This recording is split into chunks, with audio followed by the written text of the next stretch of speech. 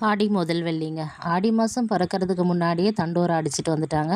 ஆடி முதல் வெள்ளி அன்னைக்கு இலையில இருக்கக்கூடிய ஓசுலம்மன் அந்த அம்மனுக்கு வந்து பொங்கல் வைக்கணும் அப்படின்னு சொல்லிட்டு, சரி ஓகே இன்னைக்கு பொங்கல்லாம் வைக்க போகிறோமேன்னு சொல்லிட்டு வியாழக்கிழமை நைட்டே பூஜை ரூம் எல்லாமே க்ளீன் பண்ணிவிட்டு வீடெல்லாம் க்ளீன் பண்ணிவிட்டு படுத்துட்டேங்க. காலையில் ஒரு 4:30 மணி போல் எழுந்திரிச்சு கீழே போயிட்டு வாசல்லாம் பெருக்கி கோலம் போட்டுட்டு வந்தாச்சு. அதோட சமையல் வேலை ஸ்டார்ட் பண்ணிவிட்டு முதல் வெள்ளியிலேயே சாமிக்கு வந்து படையல் போட்டுடலான்னு சொல்லிட்டு சாதம், சாம்பார், வாழைக்காய் பொரியல் தாங்க பண்ணியிருந்தேன். அதோட சாமிக்கு வந்து நெய்வேத்தியமாக கொண்டக்கடலை வந்து வேக வச்சுருந்தேன்.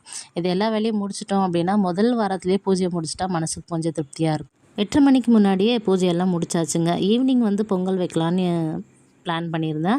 ஆனால் ஈவினிங் வந்த பிறகு தான் தெரியும் யாரோ ஒருத்தர் வந்து பெரியவர் வந்து தவறிட்டார். அதனால பொங்கல் வைக்கிறது கேன்சல் ஆயிடுச்சுன்னு சொல்லிட்டு காலையிலேயே வேலையெல்லாம் முடிச்சிட்டேன். குழந்தைங்கள ஸ்கூலுக்கு அனுப்பிட்டு நானும் கிளம்பிட்டேங்க.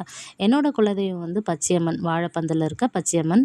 உங்களுக்கு குலதெய்வம் எந்த கோயில் அப்படின்னு சொல்லிட்டு எந்த சுவாமின்னு சொல்லிட்டு மறக்காமல் கமெண்ட் பண்ணுங்கள். நானும் தெரிஞ்சுக்கிறேன்.